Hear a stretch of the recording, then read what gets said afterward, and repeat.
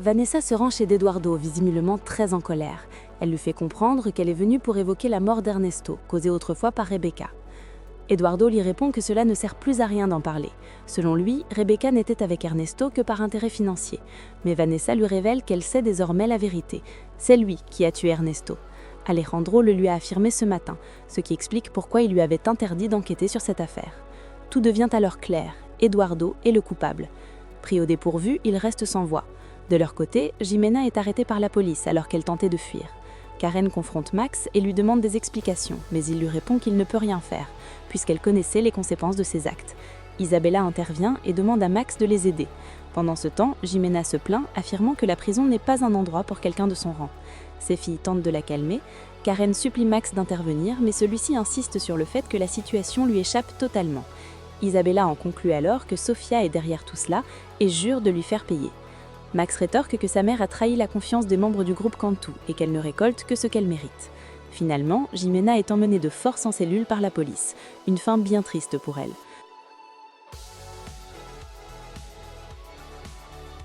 Pendant ce temps, Eduardo explique à Vanessa qu'Ernesto a toujours été un poids et que c'était à lui de prendre sa vie en main. Il ajoute que tout s'est finalement bien terminé puisque Vanessa a pu être avec Max. Hors d'elle, Vanessa se jette sur son frère et le frappe violemment. Eduardo la maîtrise et lui affirme que, contrairement à Alejandro, il ferait tout pour elle. Il insiste sur le fait qu'il n'a fait que parler avec Ernesto et que celui-ci a choisi de se donner la mort. Autrement dit, Vanessa devrait presque lui être reconnaissante compte tenu de leurs différents passés. Mais Vanessa, hors de contrôle, continue de le frapper. Une nouvelle altercation éclate entre eux. Eduardo la retient encore et l'avertit qu'elle pourrait le regretter si elle continue ainsi. Plus tard, Vanessa rentre chez elle. Max lui annonce alors l'arrestation de Jimena. Sa mère arrive à son tour et confirme la nouvelle. Vanessa soupçonne Eduardo d'être derrière toute cette machination, mais Jimena refuse d'y croire, affirmant que Jimena a agi seule en détournant de l'argent de l'entreprise. Vanessa, elle, est convaincue qu'Eduardo est complice, surtout après ce qu'elle a découvert. Lucia continue pourtant de défendre son fils, expliquant que sa seule erreur a été de faire confiance à Jimena. Vanessa insiste en révélant ce qu'Alejandro lui a dit le matin même, Eduardo serait le meurtrier d'Ernesto. Lucia est sous le choc et refuse d'y croire.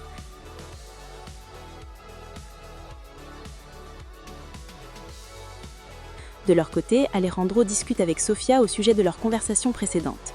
Sofia tente de répondre, mais Isabella surgit et éclate de colère. Elle accuse Sofia d'avoir porté plainte contre sa mère. Sofia lui répond que Jimena n'a qu'à assumer ses actes. Furieuse, Isabella l'insulte et la traite de menteuse.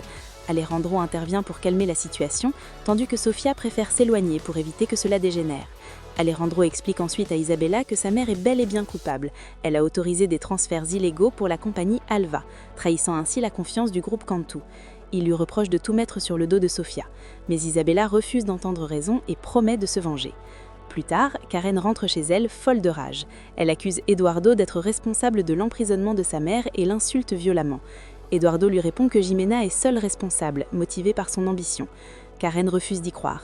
Il lui rappelle que sa mère était prête à tout, même à lancer la construction de l'hôtel sans se soucier des conséquences.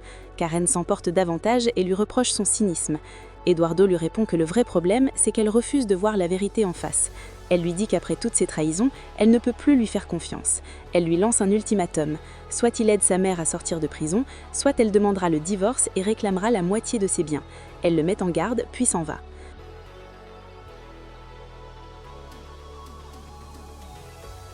De son côté, Lucia convoque Alejandro pour qu'il s'explique. Elle refuse de croire les accusations de Vanessa. Alejandro lui dit calmement qu'il n'a aucune intention de la blesser, mais qu'il a toujours eu des doutes sur Eduardo. Les révélations d'Alvaro en prison confirment ses soupçons. Eduardo a commis de nombreuses fautes et devra en assumer les conséquences. Lucia reconnaît que son fils n'est pas parfait, mais refuse de croire qu'il ait pu aller aussi loin. Alejandro insiste, Eduardo aurait ordonné à Alvaro de saboter son avion. Lucia, bouleversée, refuse d'y croire et lui demande d'arrêter. Elle lui dit qu'il peut mener toutes les enquêtes qu'il veut, mais qu'Alvaro ment. Elle refuse d'accepter que son fils soit un tel monstre. Alejandro tente de la calmer, affirmant qu'Eduardo ne mérite ni son amour ni ses larmes. Plus tard, Isabella retourne chez elle pour réunir l'argent nécessaire afin de faire libérer sa mère. En fouillant dans le coffre-fort, elle prend une grosse somme d'argent, mais tombe aussi sur une arme. Elle la saisit et commence à réfléchir à ce qu'elle pourrait en faire, laissant planer un doute inquiétant sur ses intentions.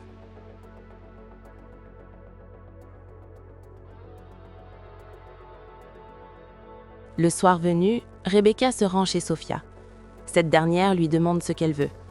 Rebecca, sincère et émue, lui présente à nouveau ses excuses. Mais Sophia reste froide et lui répond qu'il est trop tard. Rebecca reconnaît ses erreurs et avoue qu'elle ne veut pas la perdre. La scène est bouleversante car Rebecca semble réellement regretter ses actes et souhaite être pardonnée. Elle explique qu'elle ne peut pas vivre sans sa famille.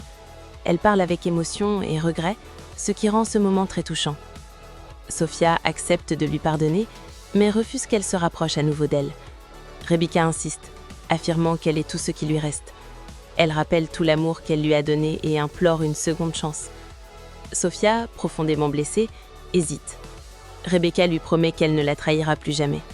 Sophia lui demande alors si elle aurait fait les mêmes excuses si Miguel ne l'avait pas abandonnée. Rebecca est déstabilisée. Sophia lui reproche de toujours agir par intérêt. Rebecca affirme qu'elle ne veut ni argent ni avantage, seulement son amour et son pardon.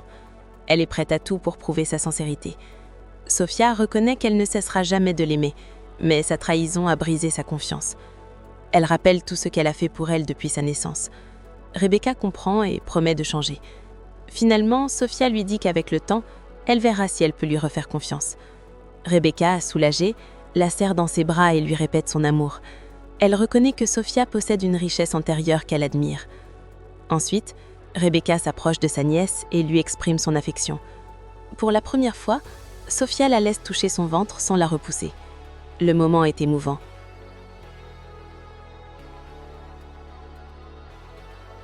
Mais soudain, Isabella arrive et interrompt cette scène. Elle accuse Sophia d'avoir tout détruit et menace de lui faire payer. Elle sort son arme. Sophia tente de la calmer, mais Isabella est déterminée. Elle pointe son arme vers elle. Rebecca s'interpose immédiatement et reçoit la balle à sa place, se sacrifiant pour protéger sa sœur et futur enfant. Isabella tente de tirer à nouveau, mais la domestique intervient. La sécurité arrive rapidement et la neutralise. Pendant ce temps, Sophia est en larmes auprès de Rebecca. Celle-ci perd peu à peu ses forces. L'ambulance est en route. Sophia la supplie de rester consciente. Rebecca, affaiblie, affirme qu'elle mérite ce qui lui arrive, tandis qu'Isabella souhaite la mort de Sophia. Rebecca demande à sa sœur de ne pas révéler ses erreurs à sa nièce. La tension est extrême. L'ambulance arrive enfin et Rebecca est transportée d'urgence à l'hôpital. Sophia est anéantie, rongée par les regrets de ne pas lui avoir pardonné plus tôt.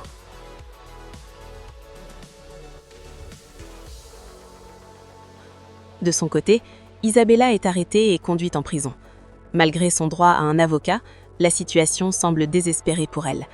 Alfonso est rapidement informé et rejoint Sophia à l'hôpital. Il garde espoir. Le médecin arrive finalement avec des nouvelles. Malheureusement, la balle a touché des organes vitaux, provoquant une hémorragie incontrôlable. Rebecca n'a pas survécu. La nouvelle est dévastatrice. Alfonso et Sophia s'effondrent en larmes. Ils entrent dans la chambre, mais il est trop tard. Quelques jours plus tard, les funérailles de Rebecca ont lieu dans une atmosphère lourde et triste. Sophia est complètement détruite.